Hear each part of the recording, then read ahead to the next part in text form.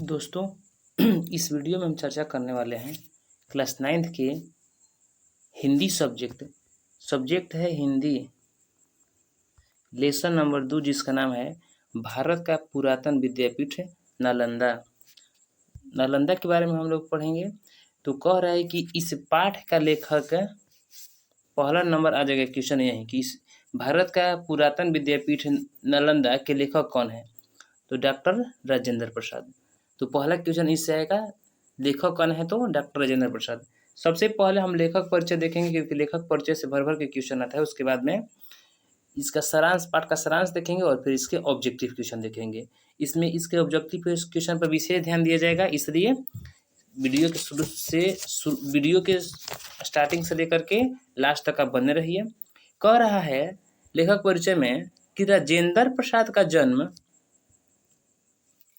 3 दिसंबर 1984 ईस्वी को बिहार के सारण जिले के जीरादेई गांव में हुआ था।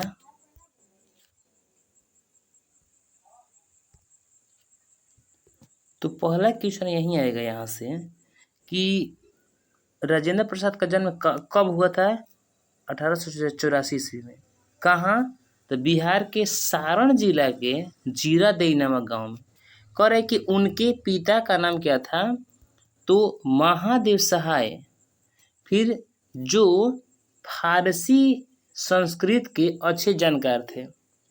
आगे कह रहा है कि वे पहलवानी और घुड़सवार के शौकीन थे।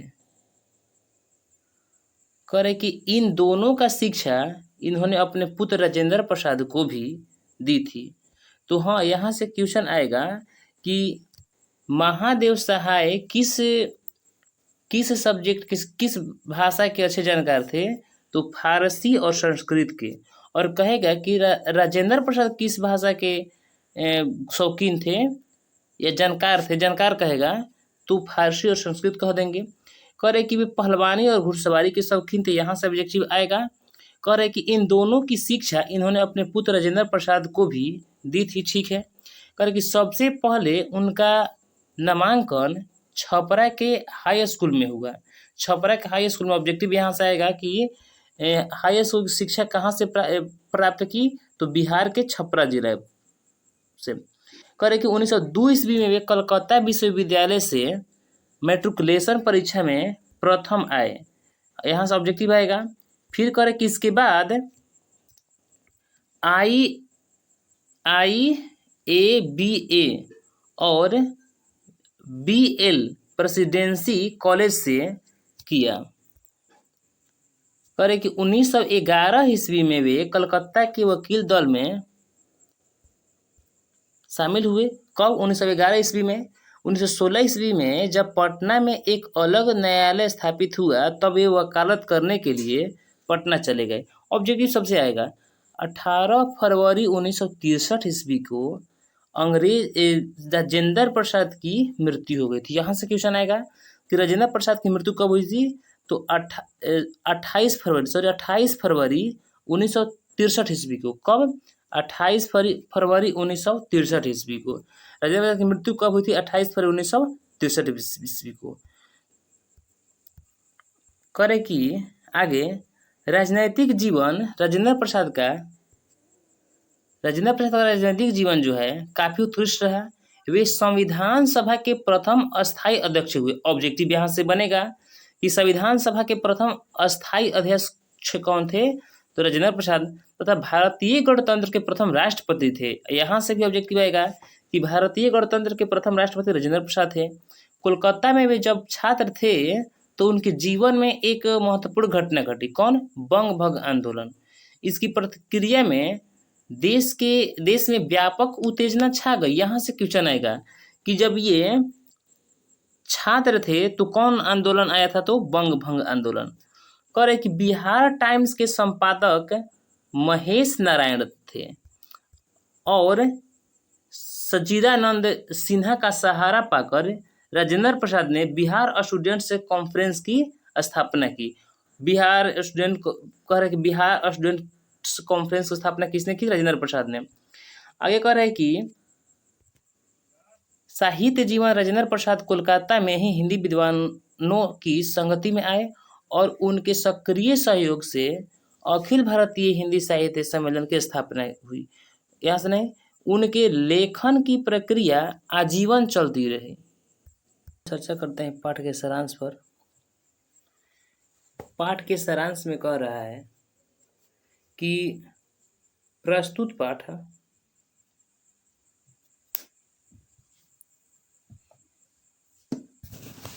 भारत का प्रस्तुत पाठ का मतलब, प्रस्तुत पाठ करने का मतलब कि कौन सा पाठ है, तो भारत का पुरातन विद्यापीठ नालंदा। कह रहा है कि प्रस्तुत पाठ हमारे इतिहास की एक गौरवपूर्ण गाथा को समेटे हुए है। यह है पाठ तत्कालीन शिक्षा व्यवस्था की ऐसी झांकी पेश करता है जिसमें हमारी प्राचीन भारतीय शिक्षा एवं विद्या केंद्रों का महानतम स्वरूप दिखाई पड़ता है। तो यहाँ से ऑब्जेक्टिव ये आएगा कि तत्कालीन शिक्षा व्यवस्था की झांकी पेश करती है। सारांश ज़्यादा नहीं लिया गया है क्योंकि पाठ बहुत लंबा है, इसमें निकालने पर बहुत सारा निकल जाएगा, लेकिन बस इतना में ही समेट दिया गया है। अब हम आगे देखते हैं ऑब्जेक्टिव क्वेश्चन।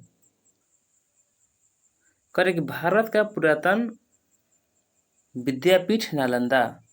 करें कि इसका पहला क्वेश्चन है, ऑब्जेक्टिव में इसका पहला क्वेश्चन है कि भारत का पुरातन विद्यापीठ जो नालंदा है, पाठ के लेखक कौन है? यहाँ है, छूट गया है, लेखक कौन है? ऑप्शन आप लोग के सामने है। तो इसका राइट आंसर हो जाएगा राजेंद्र प्रसाद। हम देखिए, वो स्टार्टिंग में हम परिचय पढ़ा दिए हैं ना, लेखक परिचय, इसलिए हम ज़्यादा टाइम नहीं देंगे। इसलिए हम मतलब कि जल्दी आंसर नहीं बताएंगे, ज़्यादा आप लोगों को टाइम देंगे, आप लोग सही अपने मन में करके और उसे कर लीजिएगा, उसके बाद में मिलाइएगा कि कितना सही हुआ। कह रहा है अगला कि अध्यापक शब्द का स्त्रीलिंग रूप क्या है? तो अध्यापक शब्द का स्त्रीलिंग हो जाएगा अध्यापिका।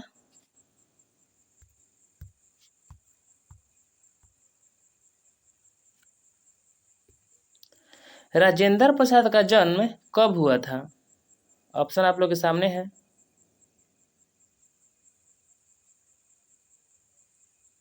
इसका राइट आंसर हो जाएगा 1884 ईस्वी में।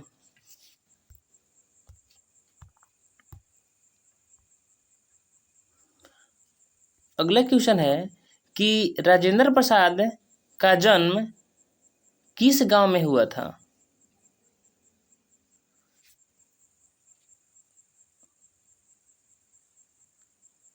तो इसका राइट आंसर हो जाएगा जीरादेई में।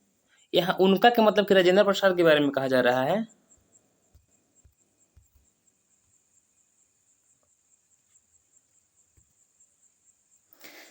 राजेंद्र प्रसाद के पिता का नाम क्या था?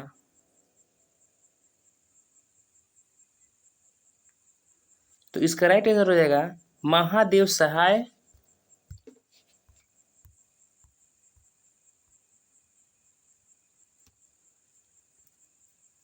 राजेंद्र प्रसाद किस विषय के अच्छे जानकार थे?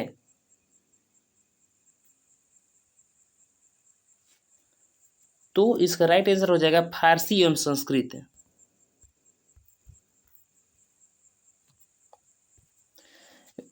वे किसका शौकीन थे?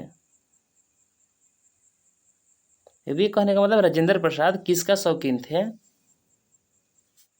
तो पहलवानी और घुड़सवारी का।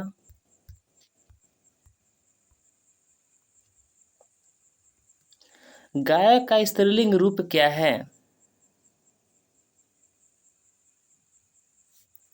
तो गायिका।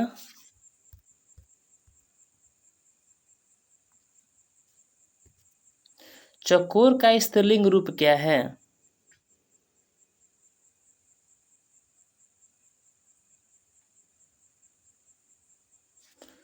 चकोरी।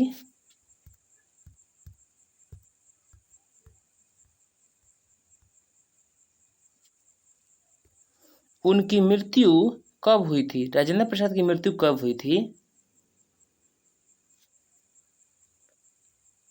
तो 28 फरवरी 1963 ईस्वी को।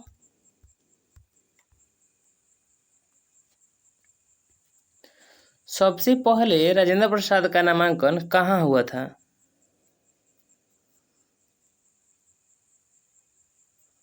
तो छपरा में।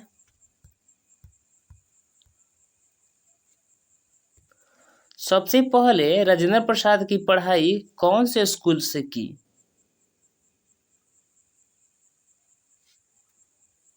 तो हाई स्कूल से।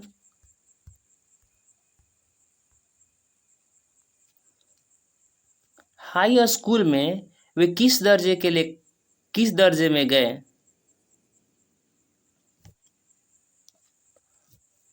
तो 8वें दर्जे में। इसका ऑप्शन है डी, अगला पेज में है।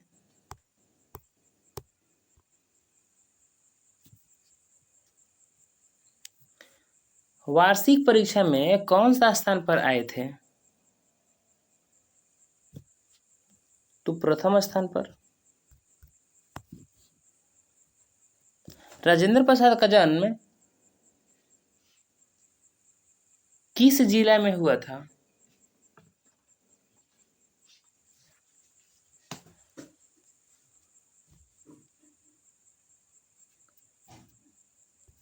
सारण जिला में।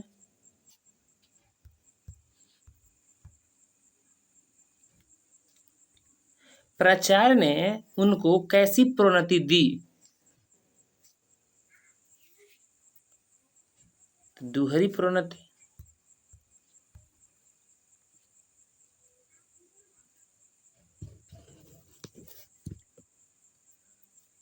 वे किस वर्ष मैट्रिक पास की थी? मैट्रिक की बात कही जा रही है। 1902 ईस्वी में।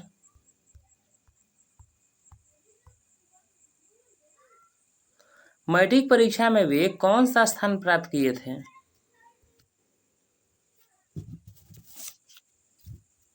तो प्रथम स्थान प्राप्त किए थे।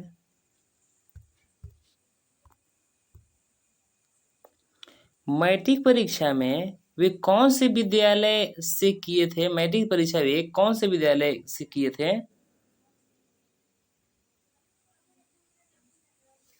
तो कलकत्ता विद्यालय से।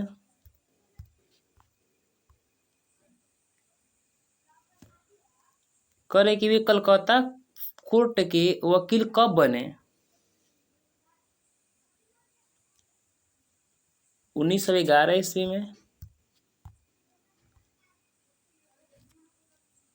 1912 ईस्वी में वकालत करने के लिए कहाँ चले गए? पटना में।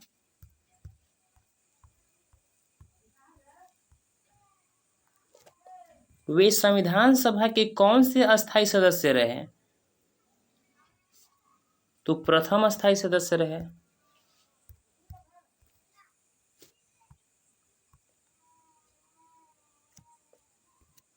भारतीय गणतंत्र के कौन सा स्थान राष्ट्रपति का हुआ? मतलब राजेंद्र प्रसाद भारतीय गणतंत्र के कौन से राष्ट्रपति हुए? तो प्रथम। जब वे छात्र थे तो उनके जीवन की महत्वपूर्ण घटना क्या था?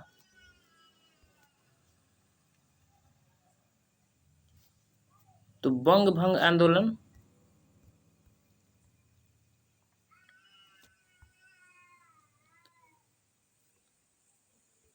महेश नारायण और सबिदा नहीं है, सच्चिदानंद होना चाहिए।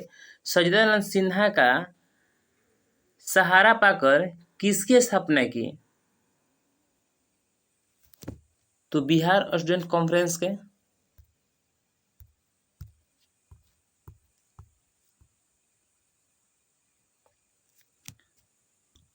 इस पाठ तत्कालीन किस व्यवस्था की झोंक पेश करती है? जो ये पाठ चल रहा है, यह पाठ है तत्कालीन के किस व्यवस्था की झोंक पेश करती है? तो शिक्षा के।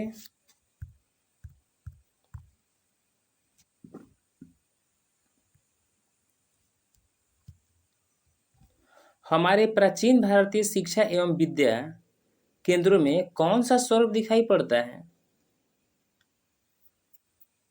गौरव, सॉरी गौरव नहीं होगा, महानतम होगा। यहाँ पर इसका आंसर महानतम होगा।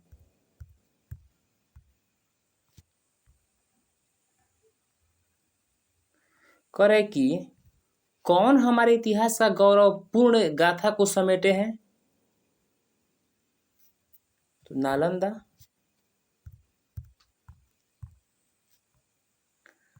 डॉक्टर राजेंद्र प्रसाद स्वतंत्र भारत के प्रथम क्या थे? तो स्वतंत्र भारत के प्रथम राष्ट्रपति थे।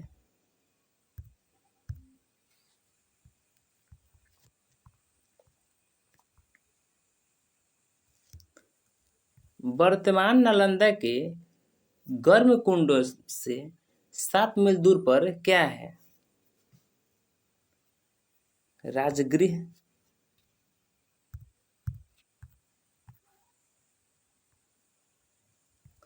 नालंदा के खंडहर प्रदेश किस जिले में है? तो नालंदा में है।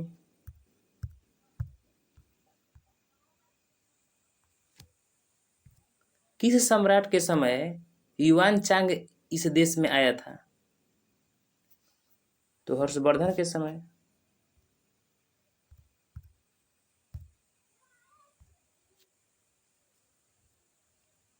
नालंदा के तंत्र विद्या के कौन से प्रमुख आचार्य तिब्बत गए थे? कमलजीत।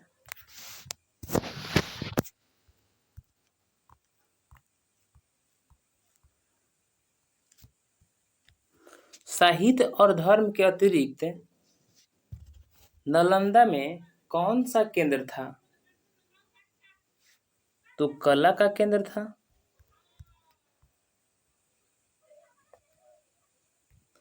महावीर ने नालंदा में कितने दिनों तक वर्षावधि किया था? 14 वर्षों तक।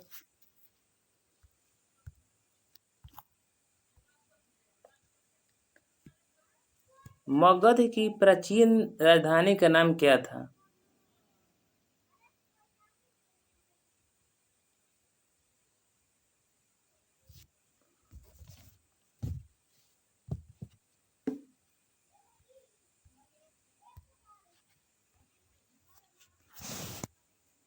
तो मगध की प्राचीन राजधानी का नाम क्या था? तो राजगृह। इसका राइट आंसर हो जाएगा राजगृह।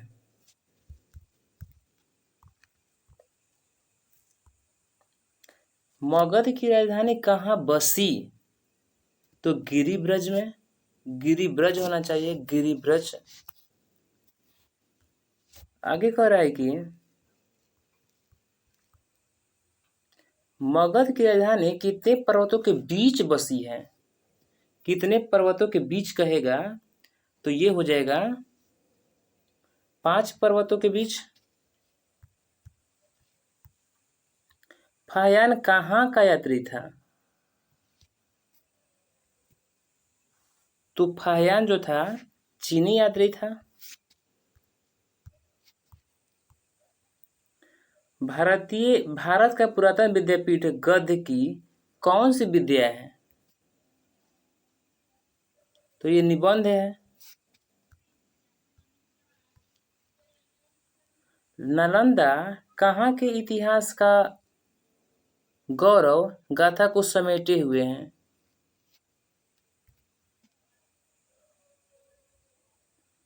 नालंदा कहाँ के इतिहास की गौरव गाथा को समेटे हुए हैं? तो इसका राइट आंसर हो जाएगा आप लोगों को भारत के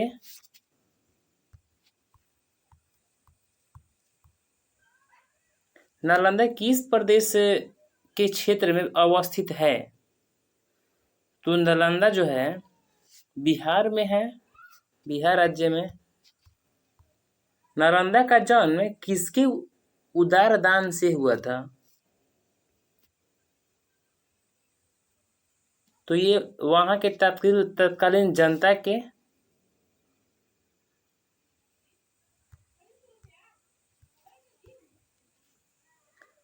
कर कि युवान चांग ने कहा था यह देश जन्मभूमि है। किसका जन्मभूमि है? तो भगवान बुद्ध की।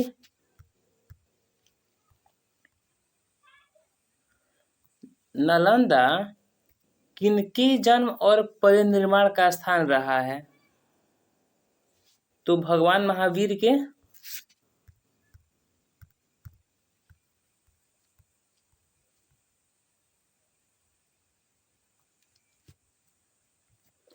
नालंदा प्रधान रूप से किस धर्म और दर्शन के ज्ञान दान से जुड़ा था? तो इसका राइट आंसर हो जाएगा आप लोगों को बौद्ध दर्शन। कवि का स्त्रीलिंग रूप क्या है? तो कवि का स्त्रीलिंग कवित्री हो जाएगा। बुद्ध के समय नालंदा में क्या था? बुद्ध के समय नालंदा में क्या था? तो शांति स्तूप। महावीर और मेखली पुत्र गोसाल की भेंट किस उपग्राम में हुई थी? तो नालंदा में।